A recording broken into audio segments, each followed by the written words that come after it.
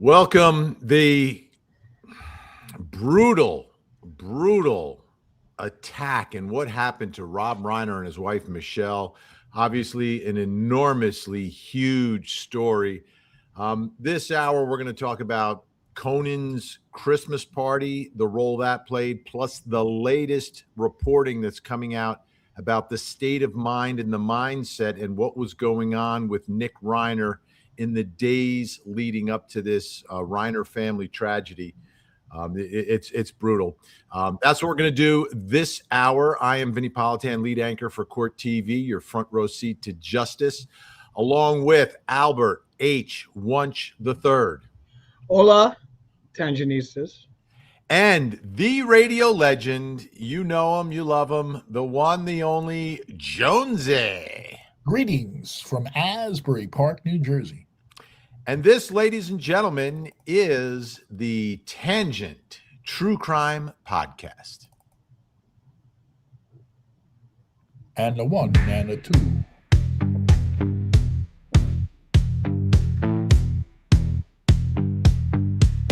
It's Vinny and the Tangent True Crime Podcast. Vinny has the blue eyes, Al cracks the jokes.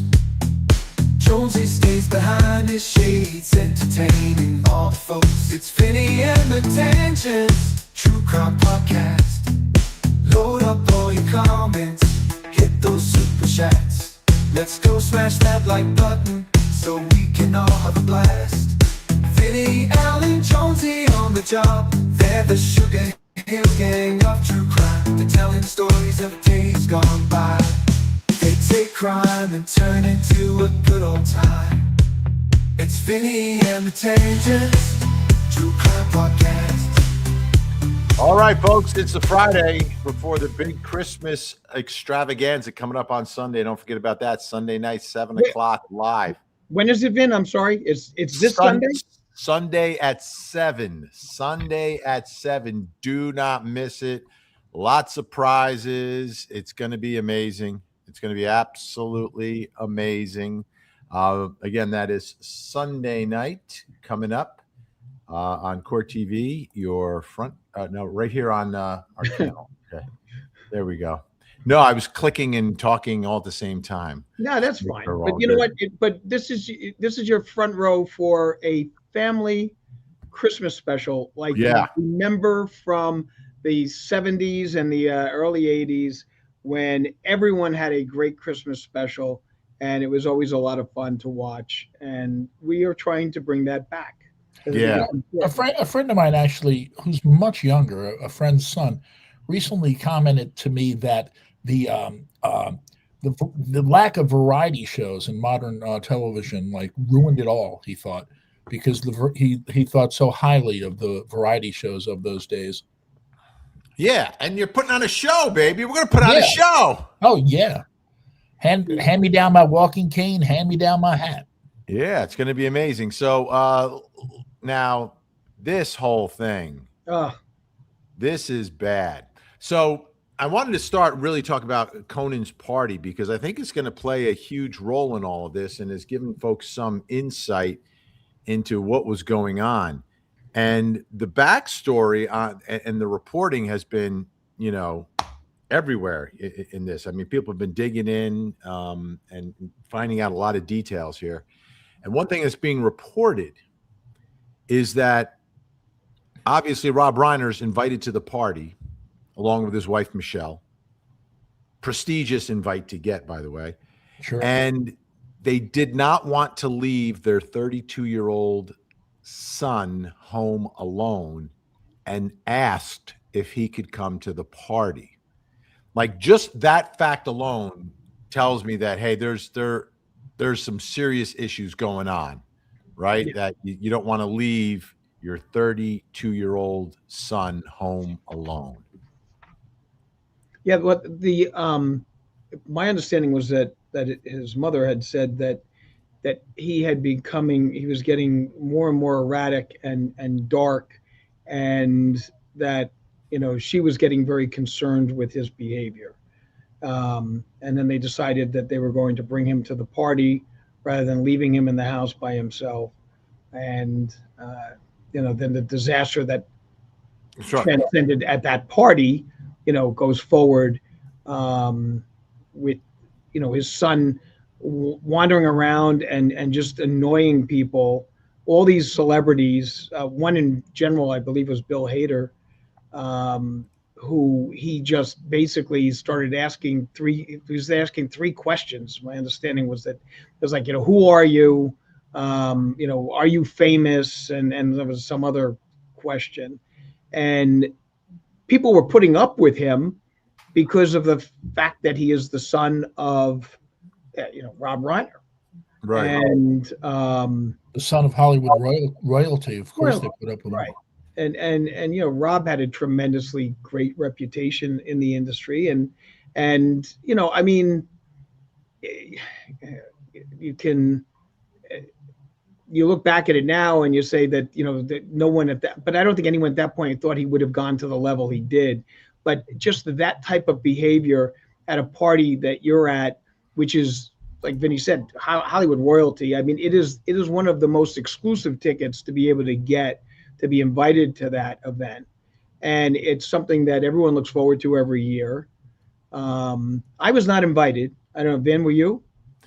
No, but I want to show you this video because I found it very interesting that I found online relative to the party, just to give you some idea of the level of this party. So there's the Smart List podcast, which is one of the biggest podcasts. 3 guys who are friendly, talk to each other. Not these 3, but was it Bateman and Arnett and the other guy. But anyway, they made a little cartoon, but it's really based upon the Conan Christmas party. Let's take a look at it. Going on for the holidays, you guys. I got the invite for Conan. Yeah. Yes, But you said that you might not be able to make it. Because there's another thing on that night that we got to go to, but that's not starting until 9. So it looks like I can squeeze Conan in. Wait a minute. Oh, no. You're going to squeeze me in? Yeah. You bitched and moaned about not being invited to Conan's Christmas party, which has become an iconic party. It's quite a thing. Everyone goes. Yeah, so last year was the first invite. And what did you do? What did you do? I couldn't make it. A friend of mine I was at saw Jen's party. Nope, you showed up late at Jen's party. A friend of mine saw you at Meineke Mufflers on La Cienega. They said you were there for 4 hours, hanging around with no need of a muffler repair. He ripped his own muffler off. Yes. Just to delay going to your house. Sean, you've been to this party? I've been to this party, but the only How reason I is get it? to go is because I have to go early to set up. Yeah. You have to work it. Yeah. So I mean, like, it's a thing. Like, this is a big Hollywood event. I guess, but now it takes on like a whole different aura and life, and sadness. And I don't know. Do you cancel the party? Do you have the party next year? Yeah. Like, after this? You're going to have the party next year. Of course, you're going to have that party next year. I mean, it didn't happen at the party. I mean, it didn't happen at the party. I mean, it's a horrific thing. You maybe do a nice thing and remembrance, of your good friends. But in a year from now, this party's going on. A year from now, the case is still percolating. And if Alan Jackson is the attorney, I don't think it's going to be wrapped up quickly. And people at that party are witnesses. Yeah. Like, this is like Hader and others will be witnesses, people that were at the party talking about what happened and the conversations and what they witnessed and the behavior, because ultimately I don't think this becomes a whodunit at all. Do you? No. By any stretch. So it's all about his state of mind and how he was acting and everything else. So everyone's observations at that party, which is extremely close in time to what happened, become very, very relevant. And can you imagine being Conan? Not only did this happen to a close friend of yours, but you're part of the story. Yeah. No, like a big part of the story. Big part of the story. And I heard he's like broken up about it. I understand, like everybody is, because of the loss, but the whole thing. So what, and I'm wondering, did what happened at the party exacerbate what was happening, right? Did it like take a bad situation, whatever was going on, and then add another level of conflict because he gets booted out of the party because he's bugging everybody. So it's going to create some conflict. There's been reports of the argument between Nick and his parents at the party. Bill Hader wanted him to go away, but I think people are talking about that moment. So does that escalate and elevate whatever's going on and perhaps have an impact on what happened here? Like if they didn't go to the party, would this have not happened? I don't think you can go that far. I don't know. I think you can. Well, yeah, but I mean, if he was capable of doing this, allegedly doing this, like after the party, and the party certainly did exacerbate it, I'm sure. He was just he was boiling. Like something was going to break. Yeah, I don't know if you can necessarily. I mean, look, his mother has been speaking about the fact that he has been getting worse and worse. He was having behavioral issues. He had refused to go back to rehab. He obviously was back on drugs, and that, whether or not they went to the party or didn't go to the party, I don't know how that would have. Well, his behavior at the party created a direct conflict. Well, there was always a conflict, though. I mean, the fact that, why are you forcing me to come to this party? I mean, they wouldn't let him stay home. Obviously he didn't want to go to the party. Go to Conan's Christmas party. But you're showing up to the party wearing a hoodie, a formal party that everybody gets dressed up for to the nines and everything else. I mean, I've never been to a Hollywood, but the closest I think I can say I've been to a so-called Hollywood party is that every year, I used to get invited to the Kreskin Christmas party, which was always a very, very nice event. And there was always, I mean, not at the level of the celebs at this, but they were like the New Jersey C's and maybe a little below sea level celebrities that would come to that. Uncle Floyd would be there. You would have most of the cast of The Sopranos. You would have a lot of the old Borscht Belt comedians like Freddie Roman and those kind of guys, Charlie Callis, and John Biner, Rick Turner. Well, Rick Turner was never at one of those parties, although that he certainly would fit that same category. I've got to admit, I don't even know who Rick Turner is. Yeah. Oh my God. It's an inside story. I don't want to bore the folks who are watching at home, but I want to take a look at this photo because I think this is right in line with what you're talking about, Al. So this is the Spinal Tap premiere, Spinal Tap 2, which just happened a few days ago. Rob Reiner dressed up. He's got the jacket, but he's got the Spinal Tap shirt and the jeans on because it's Spinal Tap, right? So he's dressed for the role. The rest of the family, the other son is dressed to the nines. You got the daughters are dressed nicely. Mom is dressed in a Spinal Tap thing with her shades going on. And then there's Nick. Look at Nick, the way he's dressed. Like you can tell one of these things does not belong with the rest. He's got like a golf pullover on with a pair of sneakers. He also looks off. Oh, in these photos. Sure. And part of that is because now we know what we know. But, here's what they're reporting now.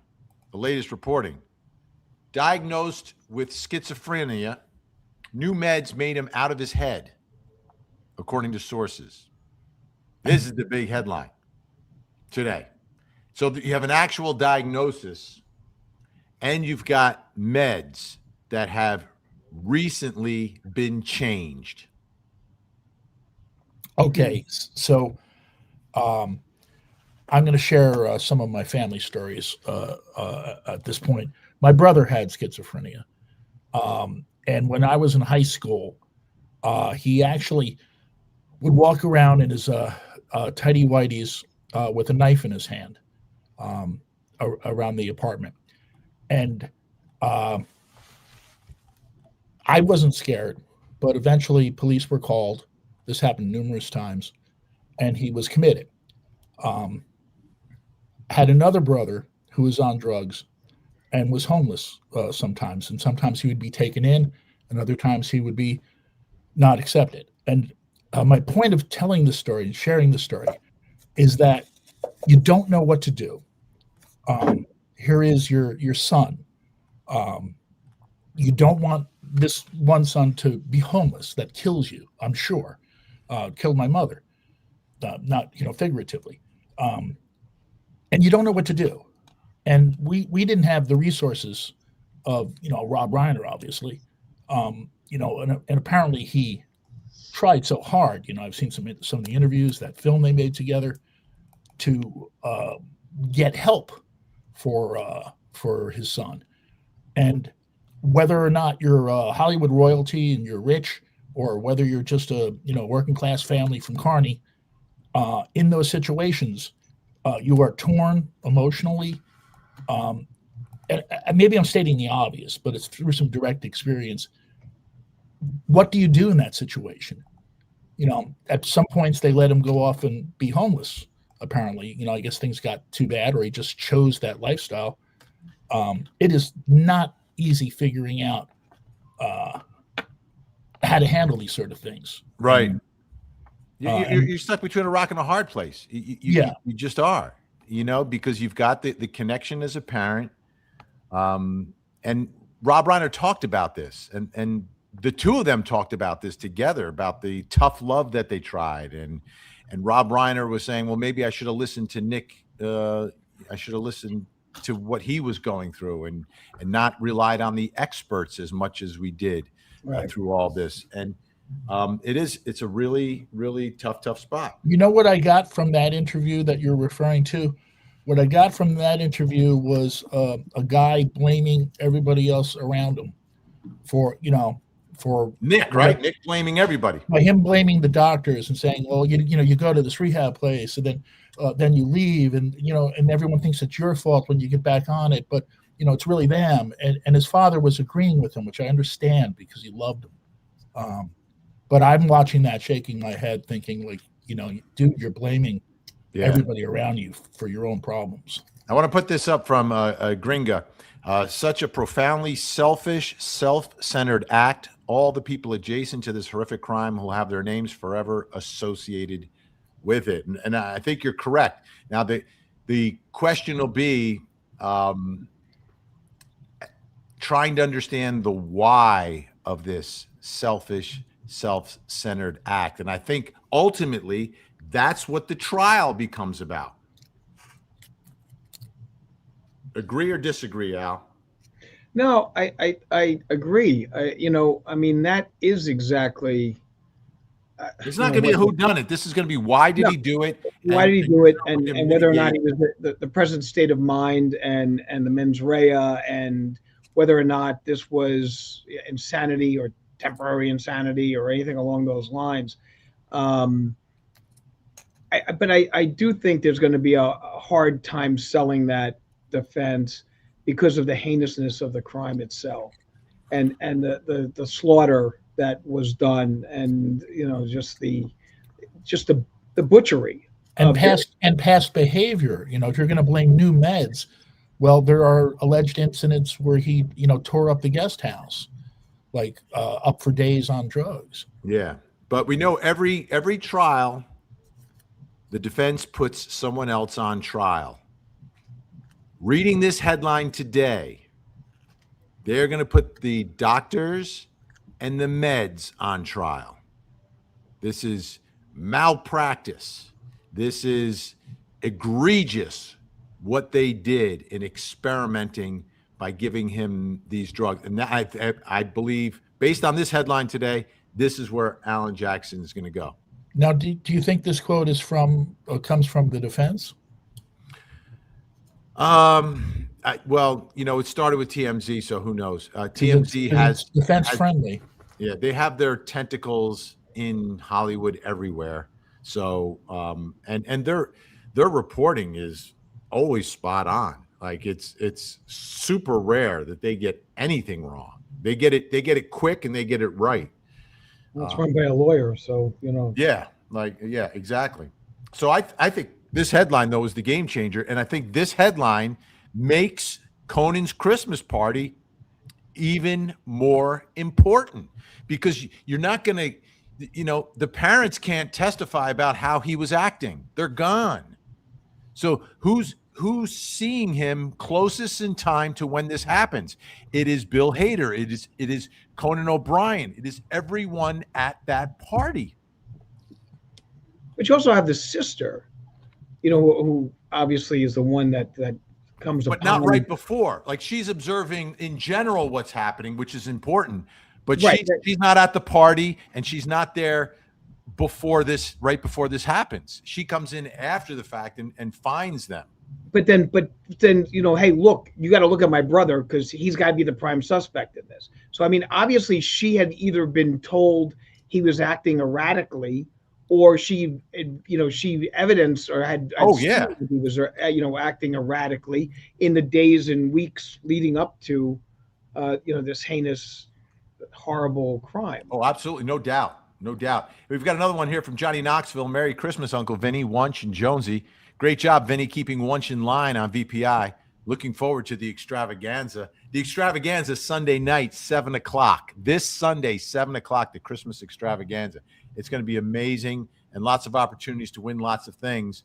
We'll see if we can keep Wunsch in line. Well, we're going to see tonight. I'm on VPI tonight at 9 o'clock. Oh, there you go. Beautiful. Yeah. Right. Well, in light of that comment, I just called up and they're saying you're on tonight, 9 o'clock. And so tonight at 9. Right, I want to get to just a couple more. We've got a big crowd watching today here. A shout out to Jason Jensen, private investigator with a super sticker. Thank you, Jason Jensen. A great investigator out there in Utah, regular guest. You go to CrimeCon, you get to hang out with Jason Jensen, folks. Thank you so much, and Merry Christmas to Double J in the house. All right, who else do we have here? I just got to scroll through quickly because we've got a very busy chat today. Very, very busy, so I don't want to fall too far behind here. No. By the way, we started a little early today because Al's got to go to court. Hence my Christmas tie, though. I have my exactly. Okay, here's Fancy Nancy. I hope they allow cameras in the courtroom. Okay, so here I'll give you an update on that. It's California, so it's a coin flip. It depends on the judge. Some judges do, some judges don't. A lot of what California's been doing recently is opening statements, closing arguments, and the verdict. This one, I'm not sure. It depends on who the judge is. I don't think you're going to get any arguments from the defense, though. I think the defense will be very happy to have cameras in there. Maybe because prosecutors should never object to cameras in the courtroom. Who should never object? Prosecutors. They work for us. They work for us. They should have nothing to hide. Right. They should be the most transparent in the whole system of justice. Do you think the celebrities have any lobbying level of lobbying they can do? Because I would think a lot of celebrities will have to testify and may not want. No, they have no standing. The only thing that may keep it off the air is the medical history, the psychiatric history. No, that's what the whole case is about. Well, but what I'm saying is if I'm defense counsel, I sometimes don't want my client, having his medical history out there. I mean, it's going to be out there anyway, but not, broadcast with them putting the cameras on him. They've got to explain the behavior. They've got to explain the behavior. That's not a problem. But what I'm saying is that I don't necessarily want cameras on my client in a case where it's something, alleged with regards to schizophrenia or anything along those lines. I think that there is a certain amount of decorum necessary when you represent someone who's got those kind of problems that would have me probably not support cameras in the courtroom on that kind of a case. Yeah, if we're going to cover an Al Wunsch case and he objects to cameras in the courtroom, he's dead to us. But I would allow you to put a body cam on me, and I would, I'd go from that end. No, back in the old days, we used to put the wireless mics on the lawyers. Yes, I remember that. I do remember that. They loved it. They loved it. All right, Camille Jorgensen with a super sticker. Thank you so much, Camille. And coming to us from another country. I always forget which country she's in. She's somewhere foreign. Hopefully the time the time difference doesn't impact her ability to watch the Christmas extravaganza on Sunday night. So Vin, Right. so she comes from another country and it's somewhere foreign. Oh, Denmark. Denmark. Thank you so Denmark, much. All right. Denmark. We love it. Everyone's going at me. Denmark, you dummy. All right. Excellent. Possibly be more vague. Yeah. So to me, again, this headline, the combination is so important, right? Because I think there's a general skepticism by jurors when it comes to some sort of mental defect or disease defense in a case, right? Oh, you got nothing else, so this is what you're doing. So you've got to demonstrate it. And there's the expert testimony you're going to have. Right. You're probably going to have, you're probably going to put on the treating physician, and you're probably going to go after him a little bit because this is the person you're blaming. This is who the defense is going to blame. They're going to blame the treating physician and big pharma who is producing these drugs that have all these crazy effects. This is exactly how this is going to play out. No doubt in my mind, unless this reporting is inaccurate, but I have no reason to doubt this reporting. No reason to doubt it. The changing of meds. All right. So legally, what does this do? Right. Insanity is like right from wrong. Appreciate the wrongfulness of what you're doing. Right. Correct. But the downside, right? We look at the facts. He fled. That's never good. No. Does the insanity defense ever work? Yes. Yes. Yeah. Yeah. I'll tell you the greatest example. It worked in a trial on court TV. It was a case out of Texas, not Andrea Yates, but it worked in Andrea Yates. It works when the jury believes that the defendant is committing the act and is trying to do something good rather than bad. And the way it usually manifests itself inside of a courtroom is someone is getting a message from God, and the only way to save this person is to take their life, to save them from the devil. Didn't work for Lori Daybell. Yeah. Well, Lori Daybell, she wasn't, Idaho really doesn't have legal insanity, so she couldn't even do it. I think if they did, they may have gone that route. But Andrea Yates, that was her thing. And then there was a second defendant who used rocks on her 5 children on the heads. And the jury bought it. And in Andrea Yates, the jury bought it as well. Because mental illness by itself is not a defense. It's legal insanity, which is a legal standard. It is not a medical diagnosis. Like a doctor doesn't diagnose you with insanity. No, he diagnoses you with some form of mental illness. And then the question is, based on the facts of the case, does that illness meet the legal standard of insanity in whichever jurisdiction the case is being tried? So, the first case of temporary insanity that is in American jurisprudence happened in the 1850s, and it involved the death of the son of Francis Scott Key, who wrote the Star Spangled Banner. And he was having an affair with a Tammany Hall politician by the name of Dan Sickles' wife. His wife was way younger than he was. And she and the son of Francis Scott Key were having an affair. He came home. He knew that there was something going on. So he came in and found the two of them in bed together. And he red-rummed Philip Scott Key. And it went to court based on temporary insanity. His lawyer was Edwin Stanton, who would later become the Secretary of War under the Lincoln administration. And Stanton argued that, just seeing your wife and, that compromised position in bed with this man made him snap.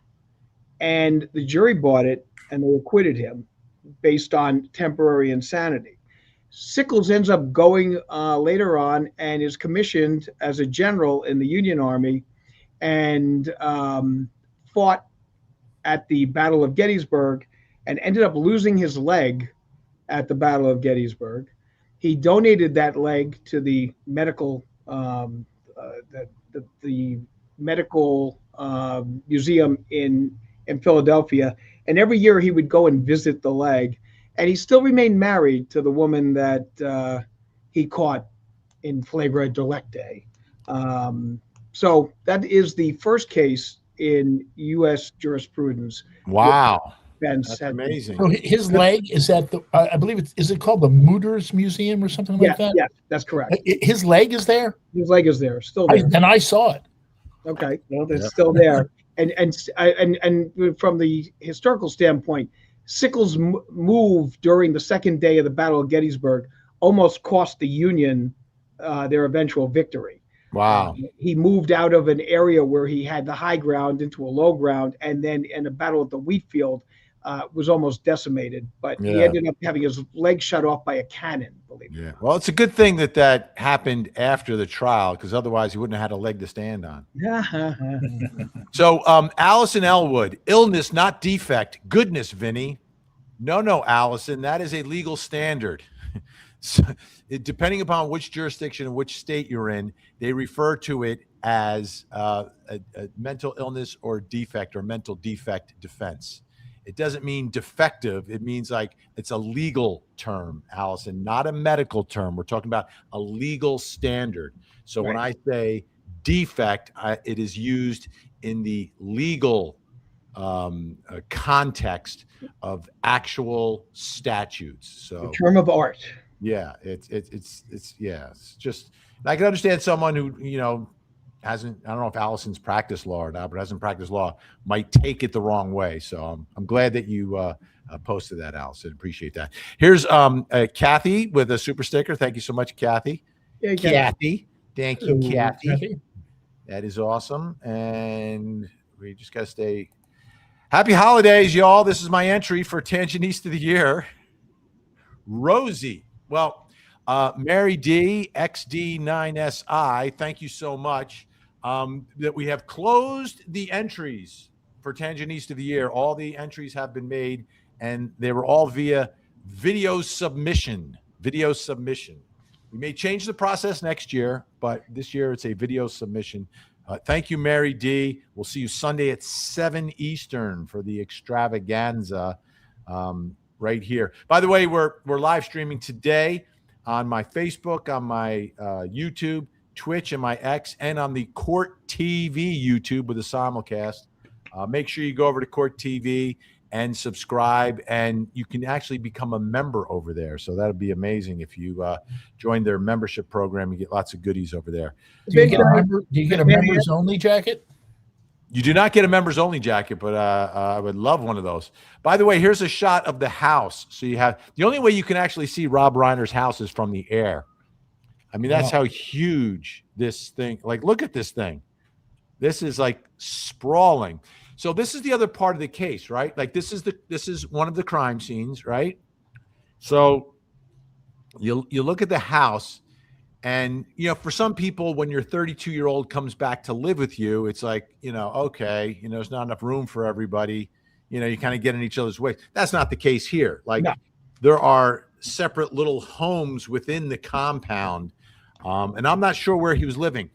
What we don't know is exactly where Rob and Michelle were. There's been some rumored reporting that they were in bed, which might make sense. Because if a knife is used, how do you control two people with a knife? It's not that easy. One person may run away as the other's being attacked. So I think they both have to be in a very vulnerable position. Well, I thought I had heard from TMZ again that when the daughter came in, she did not know that the mother was also red rummed. That she only saw the father and that didn't see the mother's body there. I got to check on the dog. I don't know if you can hear that, but continue. Okay, so I had heard that, reported that she only saw her father red rummed, did not see the mother, so the mother was not necessarily in the same room, or maybe had been in an area that she couldn't see. But it seemed to me that she wasn't in the same room as Rob was when he was brutally executed. So, it'll be interesting to see where that goes. If that's true or not, maybe that is even more of an interesting scenario that would probably not allow the insanity defense to go, because if that's the situation and then he's stalking somebody after he executes Rob, and then then starts looking for the mother, or did the mother first and then subsequently went after Rob, that may be more of a problem with regards to a psychiatric defense at that point. So we're going to see what happens on that. Hey, Vinny, how's the dog? It's like Dino. Sometimes Dino's. So I let him go outside. He must have seen something. The reason I ask is because my cat has these deep dreams and goes into like a convulsive state. Starts looks like she's running, and she'll like fall off the bed. And just about 5 minutes ago, I heard a loud thud, and my cat fell off the bed, and I just kept on trudging through because we're on the air. We're on the air. Off to check on your little doggy. Yeah, but he was making auditory interference with the program, so I didn't want people. And if he had to go to the bathroom, I didn't want to deal with that either. A cat goes in their little thing, right? Dogs have to go outside. So here he is. He does not look well. No. And we've seen other pictures of him where he seemed a little better, but he put on some weight. Nothing wrong with that, but he put on some weight. At other times, we've seen him much more svelte. The beard and everything, I get it. Rob Reiner is known for his beard as well, but it's really the eyes. To me, you look in the eyes, and you can tell there's something going on. Putting on weight might not necessarily be a bad thing, in that there have been reports of drug addiction and stuff. Right. And drug addiction generally leads you to that thin. That overly skinny, not fitting your frame. Sometimes the medication can also cause you to be. Yes. Here's an interesting fun fact. Let's go back to this. When we were showing the house, this was Henry Fonda's house. Oh wow, Mr. GAF. Yeah, and Jane Fonda. Jane Fonda was, I believe, at Conan's Christmas party. That's correct. She was at the party. And was a good friend of Rob Reiner, and that makes even more sense because that was her dad's former home. Yep. Nicole Longo, thank you so much. Appreciate it. Oh, by the way, where is it? I'm gonna find it.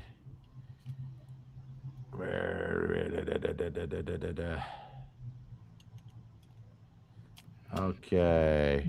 Jennifer Soubey, OMG, I love the Flintstones. Jennifer Soubey, Gen X, and where else? Ashley Bouchard, Zuko the Dog Check, all part of our amazing, second to none, legendary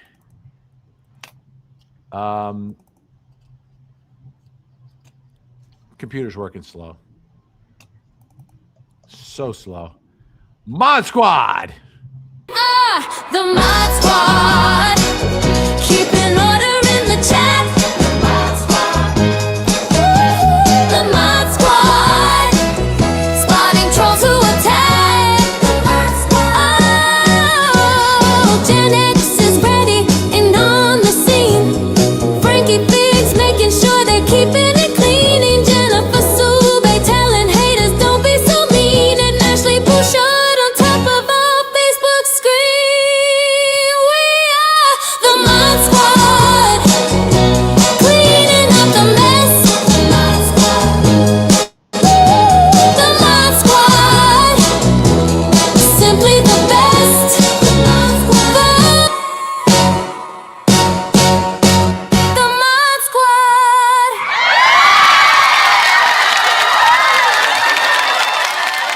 Okay, and of course the Mod Squad will be at the Christmas party Sunday, folks. Sunday at 7 p.m. So going back to Conan's party, what are your thoughts about the decision to bring him? Well, once again, I mean, hindsight's always 2020, but No. But it's not hindsight. Like, given the facts, and again, we go back to diagnosed with schizophrenia, new meds made him out of his head. Okay, so in light of that, I think it's an act of love to a fault. absolutely, I agree with that 1,000%. Because you're bringing him because you love him, but by the same token, he does not belong. no. Yeah, that's exactly right. I mean, they did what the parents would do under those circumstances, notwithstanding the fact that he's 32 years of age. But they did an act of love, which was bring him, knowing that this was going to be a bit of a problem, but they weren't going to leave him there. They could have very easily left him there, Right. and they didn't do that. Or And- they could have skipped the party. Yes. Well, but you know what? The problem is that when you skip a party, whether you go to the Midas Muffler or anything along those lines, Rob's got a movie out. Okay, he's got a fiscal interest in the movie doing well. That weekend, if I'm not mistaken, was the broadcast premiere of the second part of his famous mockumentary with regard. Yes, in fact, I saw it. It was on HBO the other night. That's right. Yeah, And that was- I get it, but like if it's as bad as is being described today, that he's out of his mind, are you really doing anything other than dealing with that? But- That's my question. And the reason it's relevant is going to be like, all right, well, how bad was it really? If it was really that bad, would they have actually brought him to the party, or was it not quite as bad as is perhaps being reported or leaked to the media by whoever is giving that information to the media? That's an I interesting think it's thing. important now. I think it's I- important because that's what the whole case and the whole trial is going to be about. What is I'm curious state of about. mind. What I'm curious about is whether or not they actually called Conan and said, "Listen, we can't leave him home. Is it okay if we bring him?" Yeah, no, they did ask permission to bring him. Okay, I don't know. I didn't know that. I didn't hear that. Yeah, they did. Now, here's something else that Trust is Love is telling us. It's also being reported that mom told the EMT that it was Nick before she passed away. She passed away on the way to the hospital. Really?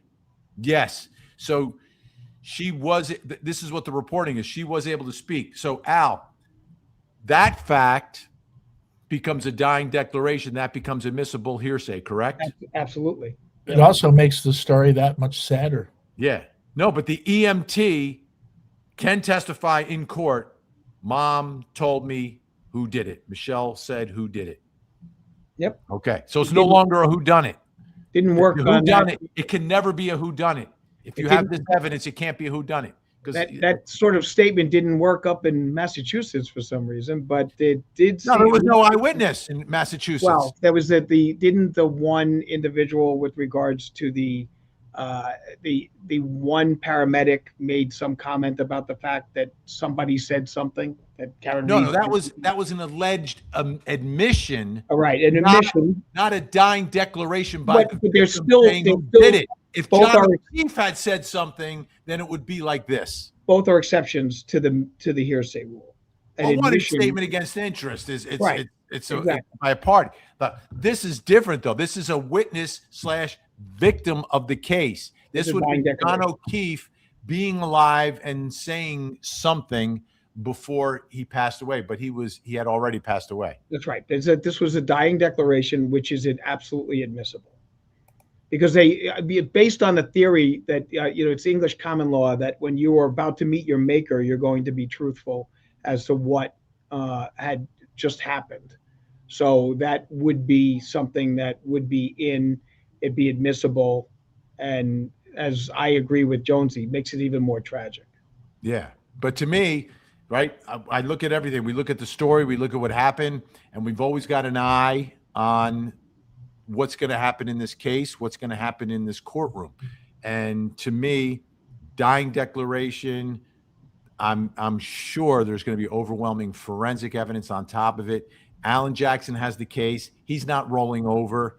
Prosecutors have not decided if they're going to seek the ultimate punishment or not.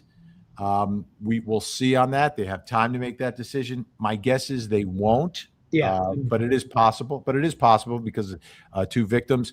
Rebecca Miralles, 31. Thank you so much. Merry Christmas, Rebecca. Yes. Merry Christmas. Oh, by the way, just so just keep people up, because I know they always get very interested in these things because I happen to get judges calling all the time and everything else. They canceled my hearing at 1:30. What? I just got this in. The judge just. You can undo your tie and take off your top. Yes, I can.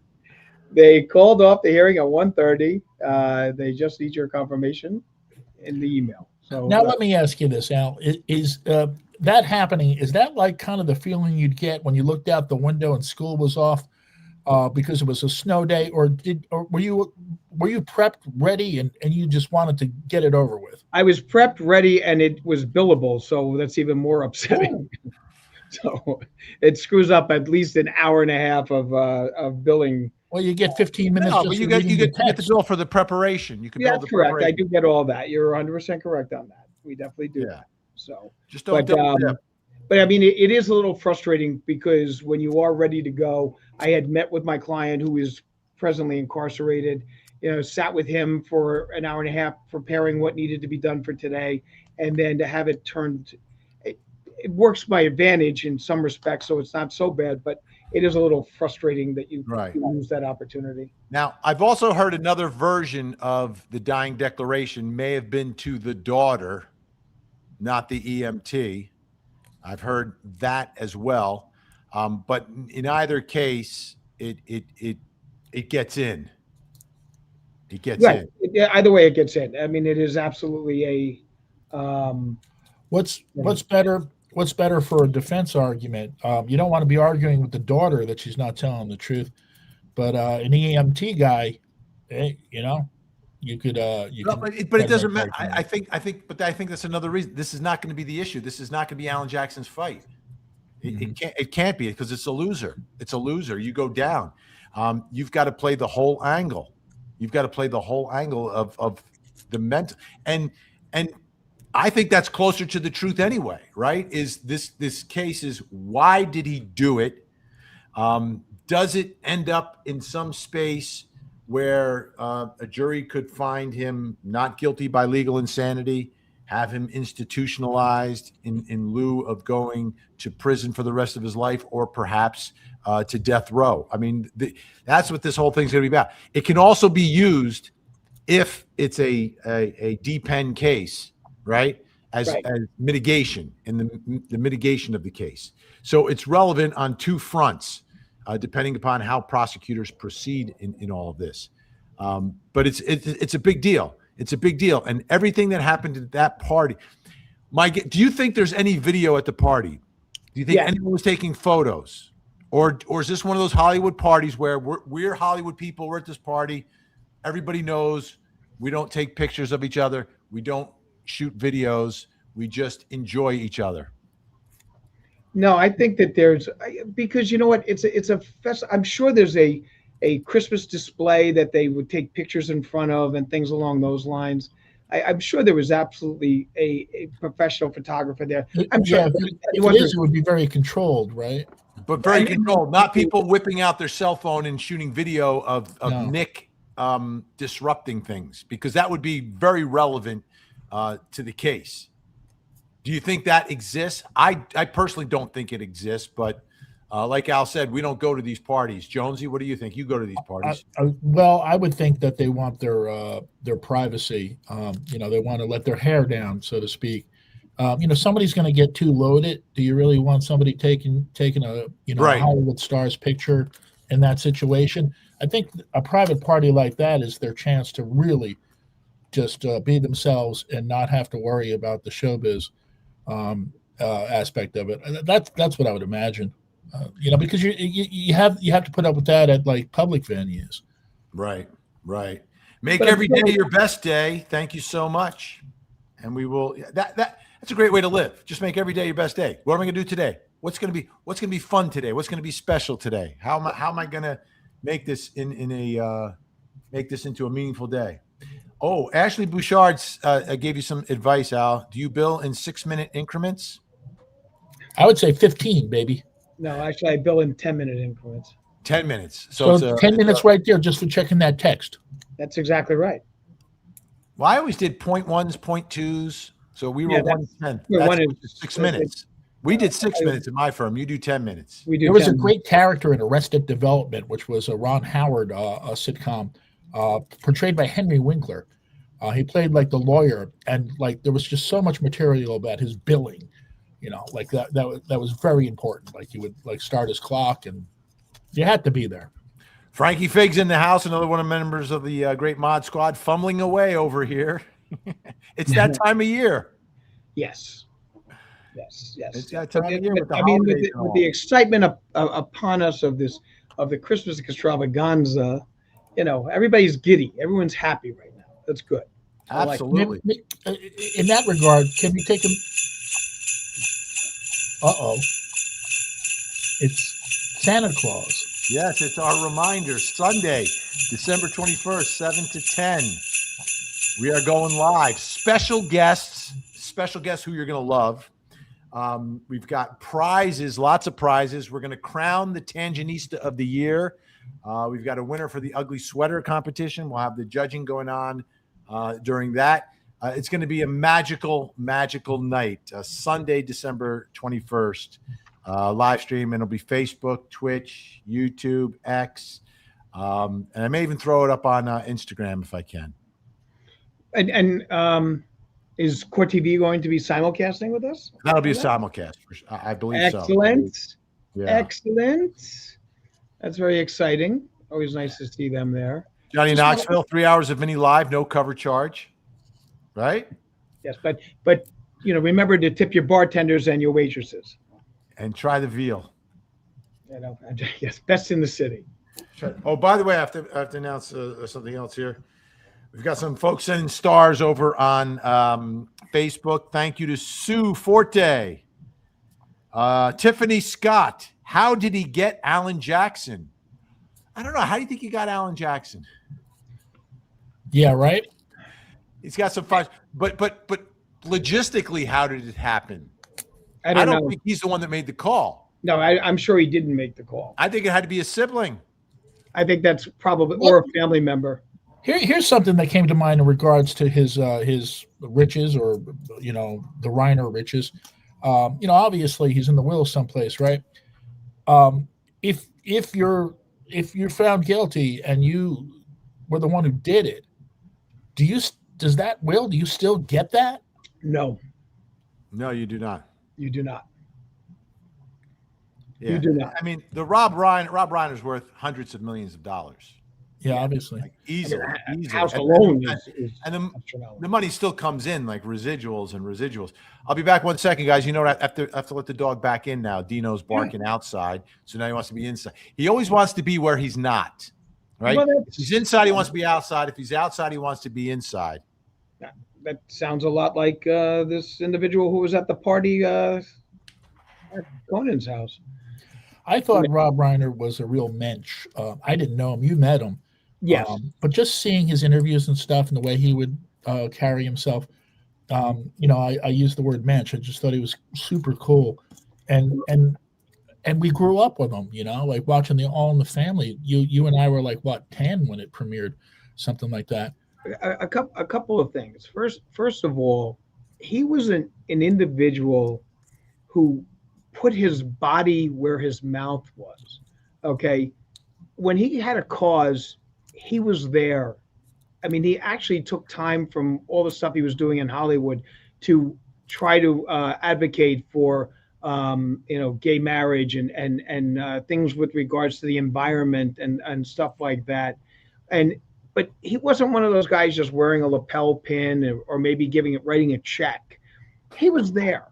Okay, he was in the trenches fighting for the rights of individuals and also fighting to preserve the environment that we live in. Who?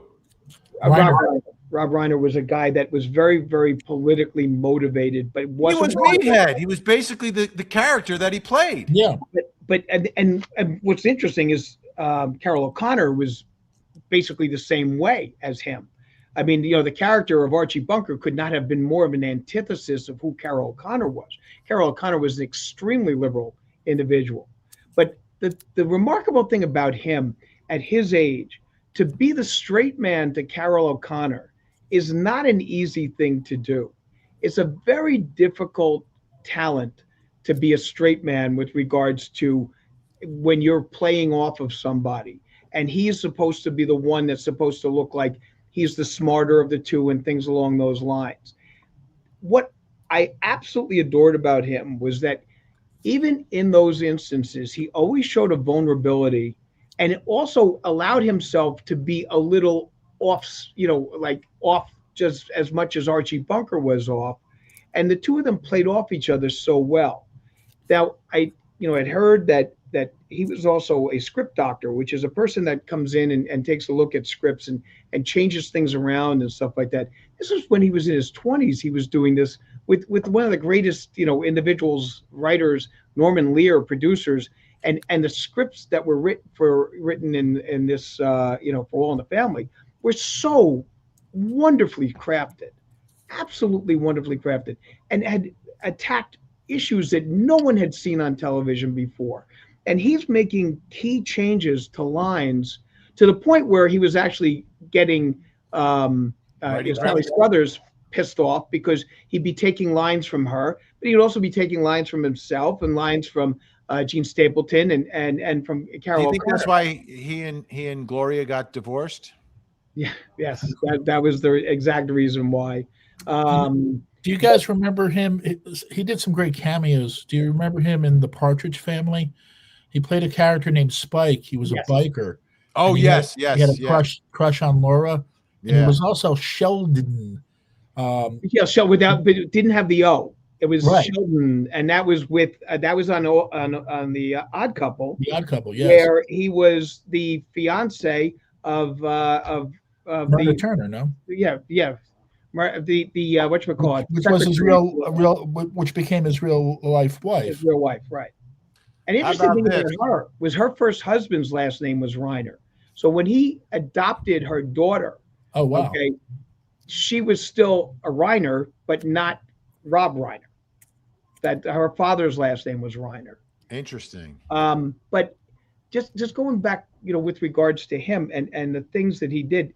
Oh, with one other point that I just found out last night that I completely forgot about. Mark Hamill had a cameo appearance in The Partridge Family. He played Laurie Partridge's boyfriend.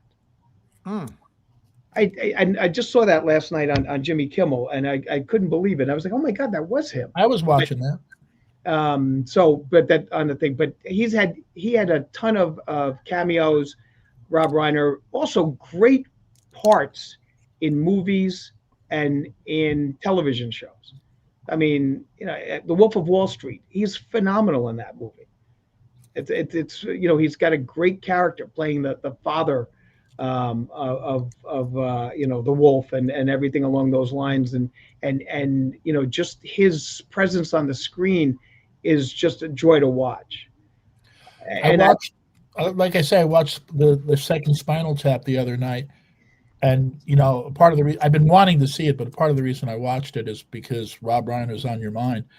And, it's that Hollywood thing. You look at it and there he is, he's alive. Yet, it's emotional, but at the same time, like it's hard to imagine these people gone because you see them on the screen. Right. But we always will have those movies. I mean, and the other thing about him too, he was a great American. He was a great actor. He was a great director. And the diversity of his films is just remarkable. I mean, he never stuck himself in one genre. He was willing to do, rom-coms as well as, A Few Good Men. Okay, a courtroom drama that has a military base. He was willing to I mean, Stand By Me. I mean, that's just one of the most remarkable films. And he thought that no one was going to go see that movie. Right. He didn't think that anyone would want to see it. Princess Bride, which I have never seen, by the way. Nor have I. I've never I don't seen know it. what it is. I don't I- even, Andre heard the it, but I have Giant no is in idea it. what it's about. Andre the Giant is in it, Vinny. Yeah, Andre the Giant's in it, and and Harry Met Sally. I mean, just some great. Well, how about this? Misery. Misery's a great film. Oh yeah. Now, here's what Julia's saying. I think this will be a big part of the discussion. WP 6RD. The Reiner family enabled Nick. Denial, sad but true. I don't know that they enabled it, but I brought up the denial earlier in the interview when they were promoting the son and Rob Reiner's film where right. they were blaming the doctors at the rehabs, for his relapses. The denial was definitely there, but I don't know if they enabled them. You and how about this? Carol O'Connor's son, also an addict. Yes, that's correct. And this happens to a lot of Hollywood families. For the children, they have access to everything. Everything is easy. But then there's the other part of it that they could never be their parents. Yet Rob did not fall into that, right? Because he had a father who was a legend. Yeah. And it didn't stop him from doing what he wanted to do. We've seen some children do really well with that. Some don't. And I think it's just the personal makeup and the circumstances, who you surround yourself with, and et cetera. Carol O'Connor's whole thing was do whatever you can to get your child off of drugs, because he lost his son to drugs. Like his son OD'd. Yeah. So now you take that perspective and that scenario compared to this one. Like, were they doing everything that they could? Here, though, it's not the addict who ends up dead. It's the parent. Like, this is two people, who America got to know together very, very well. 20 million every Saturday night watching. But one has an addict and he loses his son. The others have an addict and they lose their own lives. I wanted to just address the comment you said before about Rob Reiner and his famous father. And why it's interesting is because in A Few Good Men, he actually put lines in that movie about the fact that the Tom Cruise character's father was an exceptionally good lawyer and was one of those guys that was just, absolutely lights out, just phenomenal, the whole 9 yards. And everyone made a comment about that. It's like, oh yeah, well, I remember when I remember your father, would I always thought maybe your father would do the same. Like that, those comments kept coming into it. And Rob said that that's what he dealt with, because everyone he met would say the same thing. One, your father is one of the nicest people I'd ever met. Two, he was one of the funniest people I ever met. Three, he was one of the most talented people I ever met. And he took that, the experience and worked it into Adam Sorkin's, script. And it really plays off very well to what happens at the end when they finally say to Tom Cruise, you've surpassed your father. You've done better than what than anything he could have done. Which is what every father wants. Exactly right. What every father wants. So I have the same experience when I was practicing law in New Jersey. That's why I brought that up. Are you kidding me? Everywhere I go, oh, Judge Paul. Every time I appear in court, there'd be a moment where the judge would call me up to the bench, and I'd hear a story. And every time I'd hear a story, and it was always positive. And by the way, it would always help me in the courtroom. Well, it always did, but I mean, that's why I brought that up, because I knew that you could relate to that. Yeah, no, I could definitely relate to that. And I could see how for some of a certain mindset could say, oh, well, I can never live up to that. Whereas others would be, I was so proud of my father, and I was so inspired to try to make him as proud of me as I was of him, That's which right. is and that's what you want. You should never run from your history. You should embrace it. Embrace it. Exactly. And you've got that, that history that you have, with that lineage of, with your dad and everything else. Embrace it. I mean, because that is the greatest honor of all. And, it's and the other way I could relate to is I'm sure, well, for Rob Reiner, he grew up very well, right? But his father probably was not well off. He created his own thing, but then his son is born into it. And for me, like, my father didn't come from a lot. My grandfather worked really hard and supported, but they're in this country not that long. My father built this amazing thing that I was handed, and I was, oh my goodness, like, life has been really easy for me. And for some people, when that happens, you can go one of two directions, right? You can kind of slip off and everything's been easy, so I'll just chill out and do what I want to do. And then others feel, and what was instilled in me was an appreciation for what I had, and an understanding that, well, yeah, now it's on you. You need to live up to that. You need not pressure to do it, but like an example. You look at it as an example. Wow, he did this.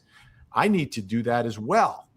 But not everyone responds that way. And unfortunately, I think that's how some of these Hollywood teens, can fall into the world of drugs, because they have money, they have access, they have a level of prestige, and there can be the psychological part of it as well. It's not an excuse, but it's like explaining how that happens. And it happens too often for it to not be a thing. And yes, Johnny Knoxville, I did watch Archie Bunker every Saturday night.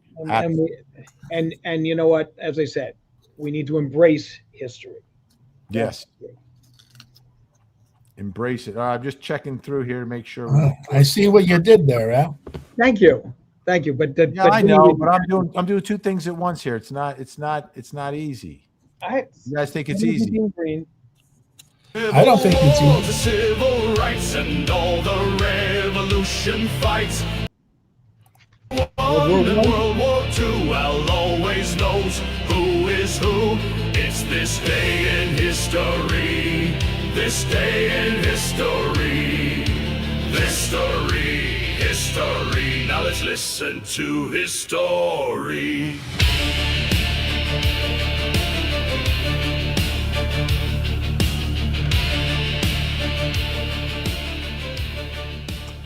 Thank you there, Ben. December 19th, we'll do Rev War history first, 1770. And when you say Rev War, you mean the Revolutionary War, which we won.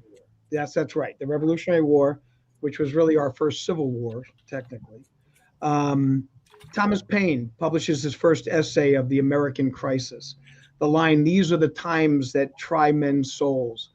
This is 1776. We're not doing too well. We're losing in battles. Then Washington comes in at the end of December, and the victory at Trenton. And then things are starting to look better. And Thomas Paine was so instrumental in revving up people to support the cause. In 1777, on this date, Washington settles his troops in Valley Forge to now get an opportunity to train and to become a full fighting force. They bring in a Prussian officer by the name of von Steuben, who comes in and teaches them drillings and how to become soldiers. This is an instrumental part, despite the fact that the hardships that they went through at Valley Forge were horrible, absolutely horrible, and it just made them a stronger fighting force. True crime, 1942, Robert Stroud, the convicted Red Rummer, is transferred to Alcatraz, where he becomes known as the Birdman of Alcatraz. Was there a movie about that? There was a movie. Burt Lancaster. Burt Lancaster was in it.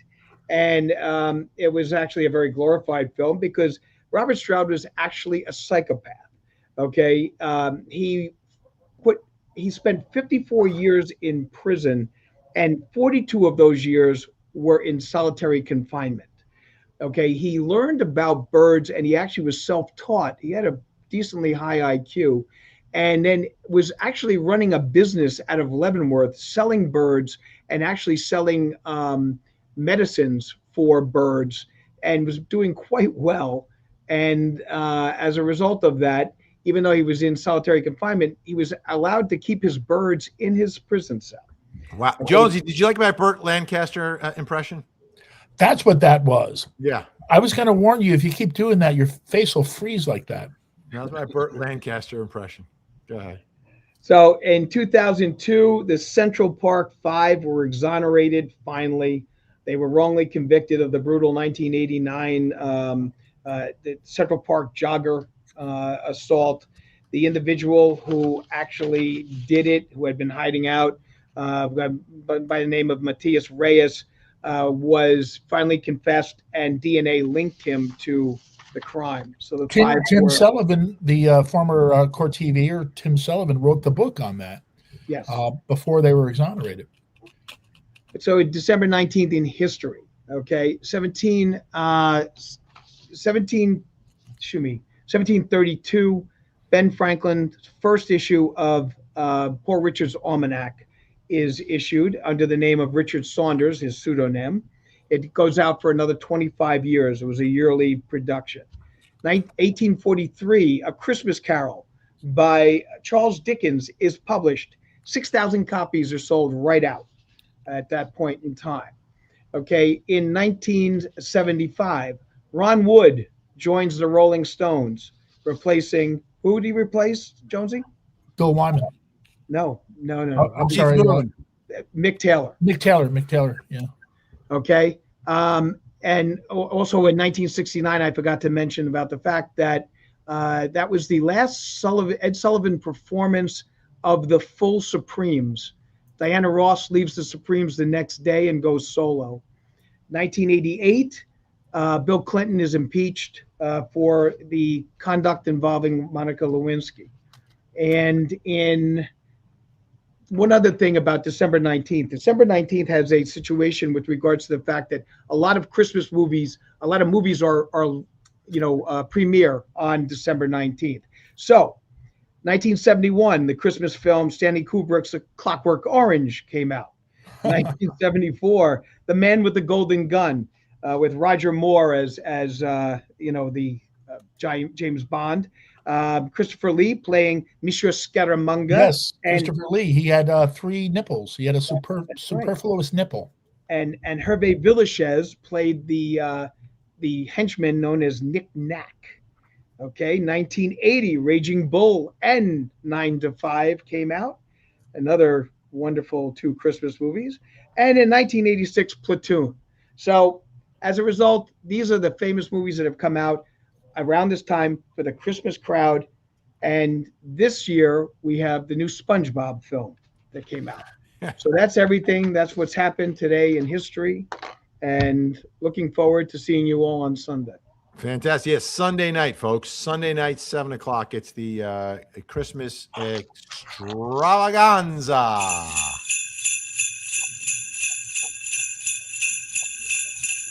Let the bells ring. Here we go. The bells, they're deafening. All right, Johnny Knoxville starting things up. Die Hard is not a Christmas movie. Straight from the mouth of Bruce Willis. He's correct. He's correct. It is not a Christmas movie.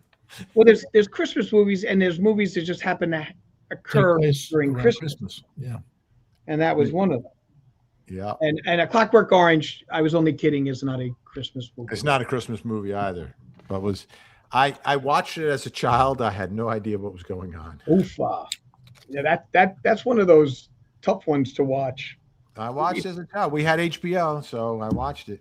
And I'm not saying it was a bad movie to watch. I mean, it's a phenomenal. I mean, Kubrick was incredible with what he did in that film. It is that's a classic. an absolute Frankie classic. Figs is saying that it is a Christmas movie. Yeah. I'm sure she's responding to Die Hard. Or Platoon. That's also very Christmas. Platoon is another Christmas. Platoon Raging was Bull my- is also very Christmassy. Yeah, you just got that real nice family spirit. And, Yes.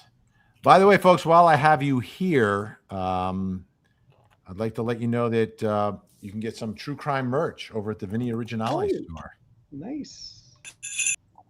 Oops. Where'd it go? Wait. We had it. We had it until we didn't.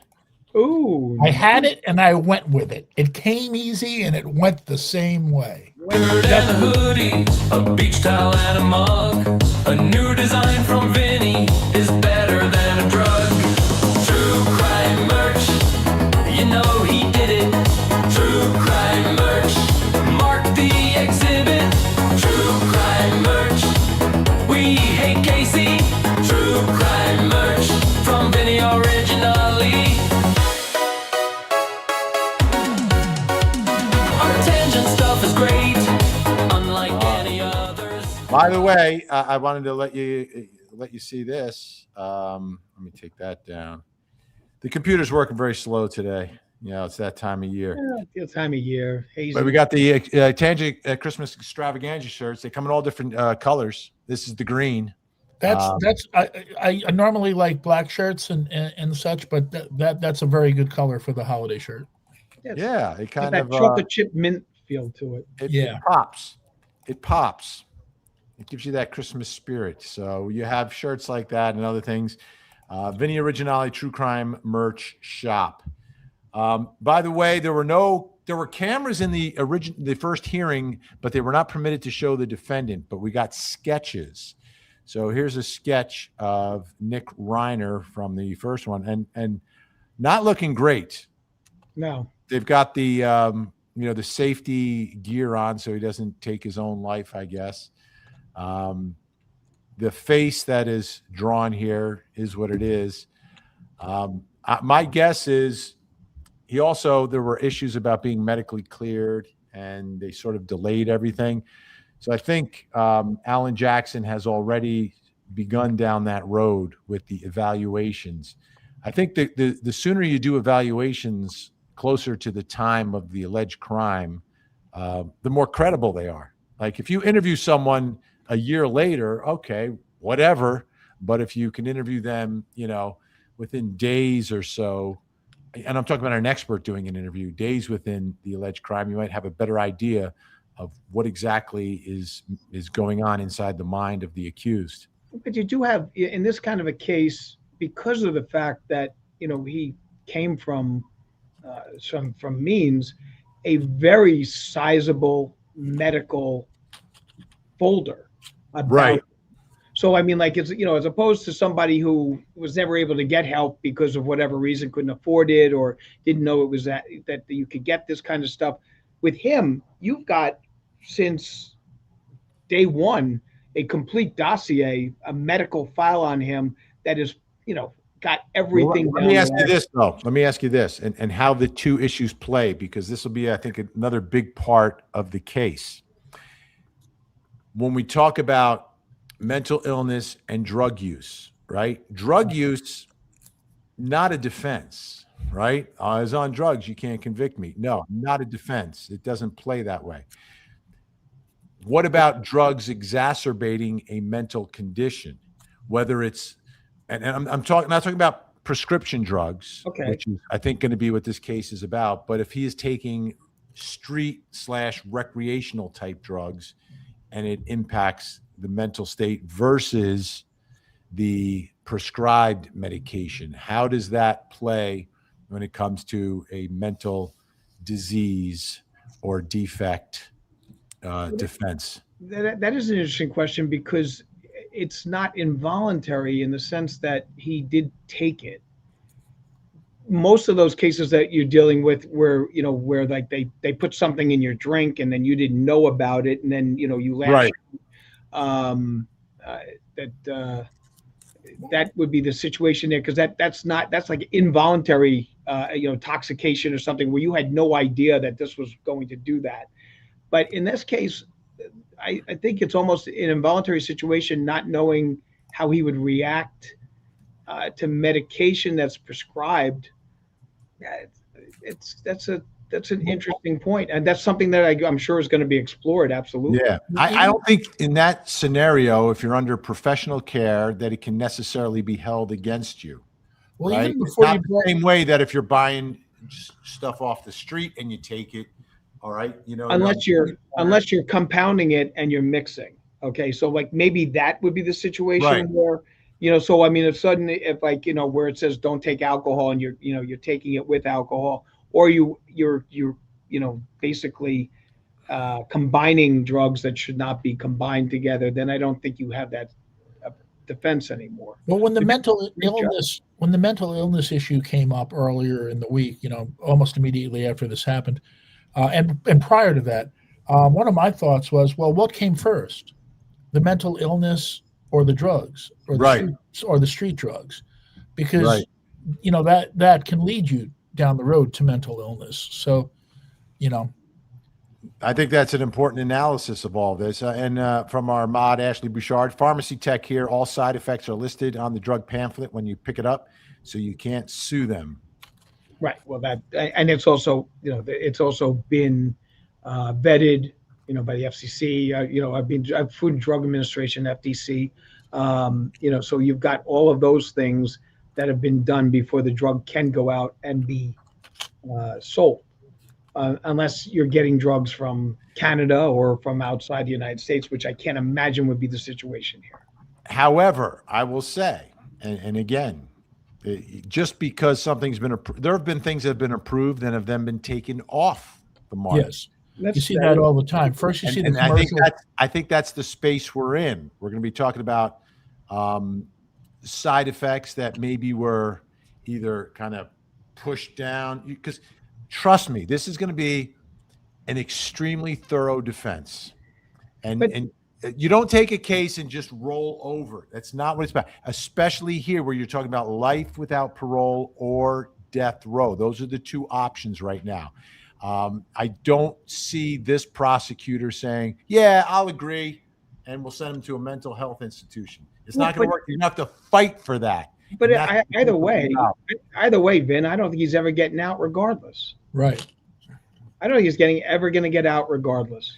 So, I mean, whether it's going to be stop with that, because when these people are found not guilty by reason of insanity, from that point forward, the battle is and continues to be to get them out and to give them more and more freedom. It happens in every single. That was my job when I was a young prosecutor in Bergen County, and there was not one not guilty by reason of insanity that did not come in for their semi-annual hearing and not ask for more freedom. Every one of them did. Every single one of them. And every one of the state doctors was giving an opinion that they should get more freedom. So I don't buy that, oh, he's going to men, he'll never get out. I'm not buying that. I'm not buying it. Because it doesn't work that way. I mean, even in California, like with the Menendez brothers, like have a chance to get out. Give me a break. Like everybody has a chance to get out, whether it's prison or an institution, unless you end up on the row. Well, that's interesting that you brought up the Menendez brothers, because it was one of the first things that came to mind when the story broke last week. Yeah. Oh yeah, no, absolutely. But it's very different. Yes, that was just straight up, from my perspective, greed. A lot of greed. Right. Yeah. Exactly. Yeah. I look at this kid, and their kid. I call him a kid because he's 32. I have kids older than that, but there's something wrong with him. Like whatever it is, there's something wrong with him. The Menendez brothers, I didn't see that same thing. I didn't see that same thing in the eye. I think what they did once the parents were gone, they were spending money like there was no tomorrow. Yeah. Gen X reminded everyone the Christmas party is up. Yes, we've posted the time and everything, 7:00 on Sunday, so you can set your own little reminders, and we'll be streaming everywhere. Call the kids, wake the neighbors. Yes, indeed. So, gentlemen, let me see. Do we have any other business we need to take care of? at this moment. Let me just check. Make sure we hit all our marks here. We got that. We got that. We got that. We got that. All right, because I've been very busy. The rehearsals, final rehearsals, dress rehearsal on Saturday. Dress rehearsal Saturday. That's right. You already told us. For the big opening number. 8 hours. I had to move my schedule around. I won't be watching The Partridge Family and Columbo, which is my Saturday afternoon viewing habits. Indeed, indeed. All right, so let's do this before we do our goodbyes. Give me your. Let me set us up properly here. You were set up properly. Your bottom line on where we are right now in the Reiner family tragedy, Al. The shock is still there. But I don't think this guy is going to be. I don't think the son is going to be able to get out on a psychological. I think that he's going to be convicted. I don't even think there's going to be a trial in this matter. I think he's going to end up working out a plea arrangement that does not involve the deep end, and they'll call it a day, because I don't see that there's going to be any valid defense that they're going to be able to do on this. And that is, looking at the party and everything else, I don't think that he's going to be able to get a valid psychiatric defense. Jonesy, your bottom line today on the Reiner family tragedy. My bottom line is more emotional than legal. I liked Rob Reiner. I grew up with him, watching him on TV. And while I didn't know him, it seemed to hit me pretty hard, harder than most news stories when you hear of a situation like this. Tragically sad. Yeah. For me, I'm looking ahead. I can't help but look ahead, working at Court TV and thinking of how this is going to play out, what's going to be about. I agree in part with Al, but I don't think it's going to be a deep end case. I don't think this prosecutor is going to seek the ultimate punishment. I think when the time comes to make the decision, he'll go for life without the possibility of parole, which I believe will leave the defense in a place where there is no room for a deal. There is no room. You either plead to the charges or you go to trial. I think he'll go to trial. I think you're going to see the pharmaceutical industry on trial. You're going to see the particular doctor, the treating physician, perhaps on trial. And I think he is going to try to get this jury to understand that this was not Nick Reiner. This was someone else, in his mind that was doing this. I don't know if it'll be successful. That's not what I'm talking about. I'm talking about the way this will play out. So I do believe we'll have a trial. One other thing, may I add? Sure. As far as the ultimate penalty is concerned, I had given that some thought earlier in the week. And while I didn't know them, I would venture to say that the victims in this case would not want that. Oh, absolutely would not want that. Yeah, no, there's no doubt in my mind they would not want Right. So does that play into it? No. I mean, you have a right to say that, but the state makes the ultimate decision. It's on what they're going to take a look at is what's good for the people, okay? And what is supposed to be there for the deterrent of what all of this is supposed to be is a deterrent. So the state will make that decision, and that happens a lot of times. That it's contrary to what the victim's family want. Well, what by victims I mean, Mr. and Mrs. Reiner. The victims themselves, right? But we don't know that. We're not going to have a seance and figure out what they were going to say. It seems pretty obvious. I agree with you, but that's not necessarily what motivates the state. Right. Right. At this particular prosecutor, I've been watching the way he proceeds, and I believe he will want him locked up in prison. And by the way, I don't think that Rob Reiner and Michelle would want him locked up in prison. They would want him institutionalized. Yeah, but this is where a prosecutor has to step in and say, yeah, not in the jurisdiction that I'm in charge of prosecuting crimes, because I feel like this was a crime and it doesn't meet the legal standard of legal insanity.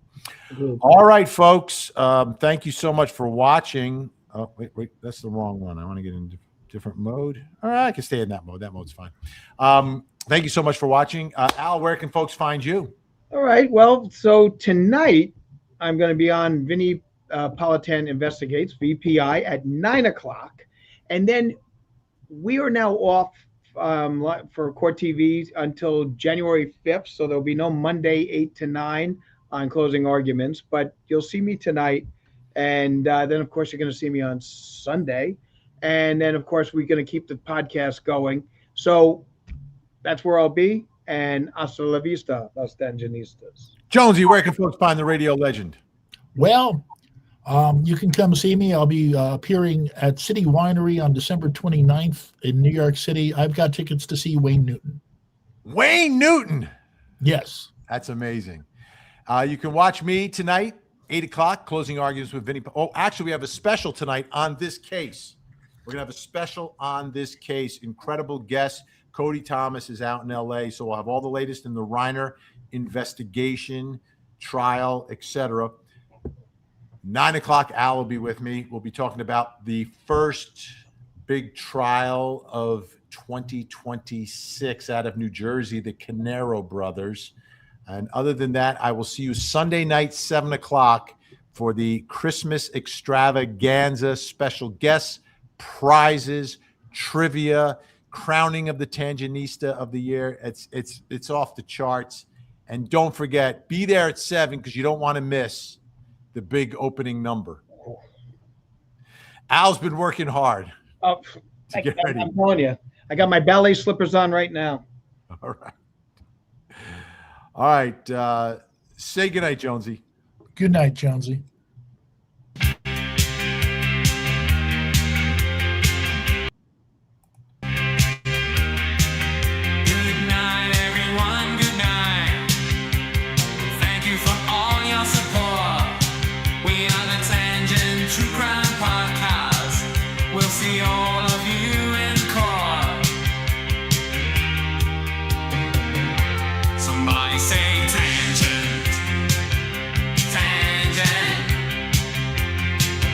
Somebody say podcast. Podcast. Tangent, tangent. Podcast. Podcast.